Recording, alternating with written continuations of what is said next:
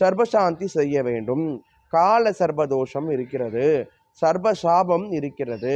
இதை நிவர்த்தி பண்ணுறதுக்கு நீங்கள் எங்கே போங்க? காளகஸ்திக்கு போங்க, கும்பகோணத்துக்கு போங்க, திருநாகேஸ்வரத்துக்கு போங்க அப்படின்னு பொதுவாக ஒரு ஜாதகர்கள் நம்ம ஒரு பரிகாரம் எழுதி கொடுத்துட்றாங்க. நம்ம என்ன பண்ணுறோம்? ஜோசியர் சொல்லிட்டாரு, கல்யாணம் ஆகணுமே, பிள்ளை இப்படி இருக்குதே, நம்ம செய்து தானே ஆகணும்னு சொல்லிட்டு நம்மளையும் ஜாதகத்தையும் எடுத்துக்கிட்டு ஒரு 5000 10,000 பணத்தையும் எடுத்துக்கிட்டு நேரடியாக அந்த ஸ்தலங்களுக்கு போயிடுறோம். போன உடனே அங்கே என்ன செய்கிறாங்க? ஒரு 100 பேர் 150 பேர் லைனில் உட்கார வச்சுடுறாங்க. மைக்கை பிடிச்சிக்கிறாங்க. இந்த பரிகாரத்தை இப்படி செய்யுங்க, பூவை போடுங்க, பொட்டை வைங்க, விளக்கேற்றுங்க, அர்ச்சனை பண்ணுங்க, அபிஷேகம் பண்ணுங்க, எடுத்துக்கோங்க, கோவில் உண்டியில் போட்டுருங்க, உங்கள் பரிகாரம் தீர்ந்து போச்சு. இதுக்கு ஒரு குறிப்பிட்ட தொகை, அதாவது ஒரு கட்டணம் வசூலிக்கப்படுகிறது. அப்போது இந்த பரிகாரம் எப்படி நிச்சயமாக உங்களுக்கு செல்லுபடி ஆகும்?